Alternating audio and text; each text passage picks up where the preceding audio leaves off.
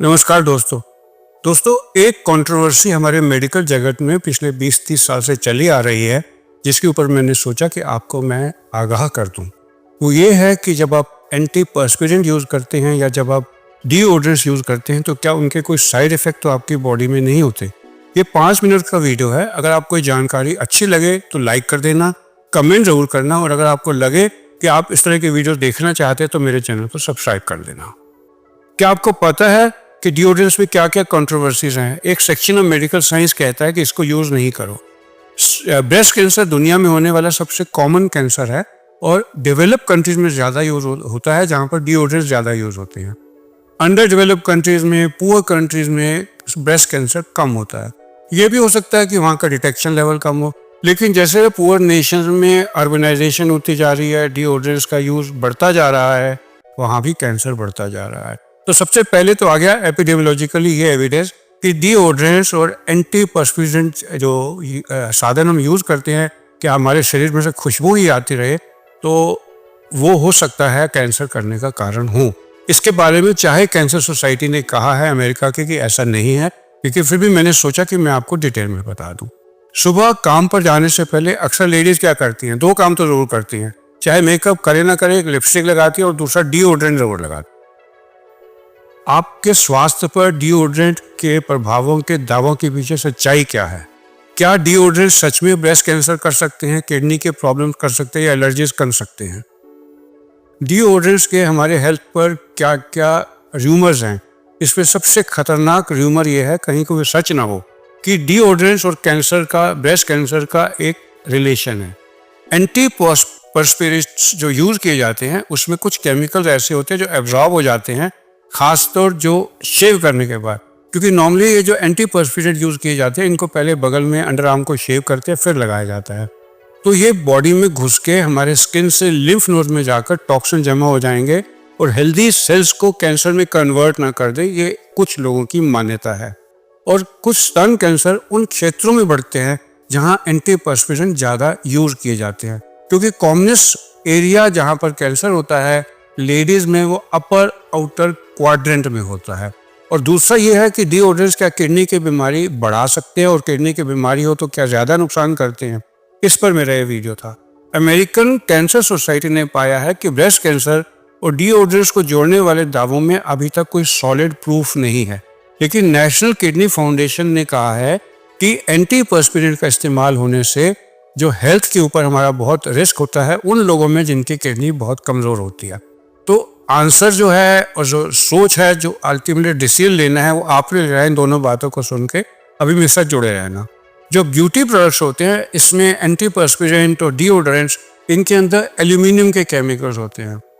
पर एंटीपर्स्पिरेंट में एल्यूमिनियम जो होता है ये जाकर उस केमिकल में कन्वर्ट होता है और स्वेट ग्लैंड्स को ब्लॉक कर देता है। मैं दोबारा बोल दूं, जो पसीना टॉक्सिन हमारे शरीर से निकलते हैं उनको ये एल्यूमिनियम केमिकल्स जो कि डिओड्रेंट्स में होते हैं ब्लॉक कर देते हैं। पसीना नहीं निकलता, नॉर्मली जो बॉडी से बैड स्मेल आते हैं इन पसीने के बैक्टीरिया के साथ मिलने के कारण है। तो जो बॉडी में पोर्स होते हैं जो पसीने को बनने से रोकते हैं, उनको घुलने के लिए एल्यूमिनियम की ज़रूरत होती है। और एंटीपर्स्पिरेंट के लगातार यूज़ करने से ब्रेस्ट टिश्यू में एल्यूमिनियम जमा होता जाता है। इससे ये कोई प्रूफ नहीं मिलता कि एल्यूमिनियम के जुड़ने के इकट्ठा होने से ब्रेस्ट कैंसर बन सकता है, लेकिन कुछ डॉक्टर कहते हैं कि ये कनेक्शन होता है, क्योंकि वो कोट करते हैं कि ब्रेस्ट कैंसर टिश्यू में नॉर्मल ब्रेस्ट टिश्यू के मुकाबले में अधिक एल्यूमिनियम नहीं होता। ये कोई ऐसा प्रूफ नहीं है कि ये कैंसर नहीं करता, क्योंकि एल्यूमिनियम तो होता ही है। और बाद में मैं मेमोग्राम पे इसके बारे में बात करूंगा, मुझसे जुड़े रहना। अगर किसी को किडनी की प्रॉब्लम है तो एल्यूमिनियम ज़्यादा होने में जो एक हैवी मेटल है एक ज़्यादा वरीड कारण हो सकता है, क्योंकि किडनी जो है अगर काम 30% से कम कर रही हो, यानी कि किडनी का ग्लोमेरुलर फिल्ट्रेशन 30 से कम हो, तो शरीर में बहुत ज़्यादा एल्यूमिनियम जमा हो सकता है जो बोन्स की प्रॉब्लम बना सकता है, डिमेंशिया कर सकता है, अल्जीमर्स कर सकता है। और कमज़ोर किडनी वाले लोग एल्यूमिनियम को एडिक्वेटली फिल्टर नहीं कर पाते हैं। इसलिए federal drug authority of America के हिसाब से एंटीपर्स्पिरेंट जो मैन्युफैक्चरर हैं उनको अपनी इन ट्यूब्स पर, इन स्प्रेज पर ये लिखना ज़रूरी है कि किडनी वाले पेशेंट्स इसको बहुत ध्यान से यूज़ करें, अगर किडनी का फंक्शन ठीक नहीं है तो यूज़ ना करें। ये तो बात हो गई एल्यूमिनियम के बारे में। अब हम बात करते हैं पैराबेन के बारे में। पैराबेन का use anti fungal, anti bacterial और एंटी यीस्ट होता है, जो डिओड्रेंट को बढ़ने से रोकने के लिए किया जाता है, जो स्मेल को। ये सच है कि पैराबेन स्किन के थ्रू एब्जॉर्ब हो सकते हैं, और एक बार अगर आपके शरीर में पहुंच जाते हैं तो ये ईस्ट्रोजन के तरीके से काम करते हैं। और ईस्ट्रोजन क्या है? ये एक फीमेल हार्मोन है, एक फीमेल मेंटालिटी लेता है, उसके पीरियड्स के लिए ज़रूरी होता है, और उसके सेक्स डेवलपमेंट में ज़रूरी होता है, उसके ब्रेस्ट डेवलपमेंट में ज़रूरी होता है, और बाकी हेल्थ के लिए फीमेल्स के लिए बहुत ज़रूरी होता है। और ईस्ट्रोजन का टेस्टोस्टेरोन में जो मेल हार्मोन होता है एक डेलिकेट बैलेंस होता है। तो अगर ये मेल्स अगर डिओड्रेंट लगाएंगे जिसमें पैराबेन होता है, जो कि होता है, तो आप सोचिए कि उनमें ईस्ट्रोजन एक्सेस हो जाएगी, और ईस्ट्रोजन के बढ़ने से उनका सेक्सुअल लिबिडो कम हो सकता है।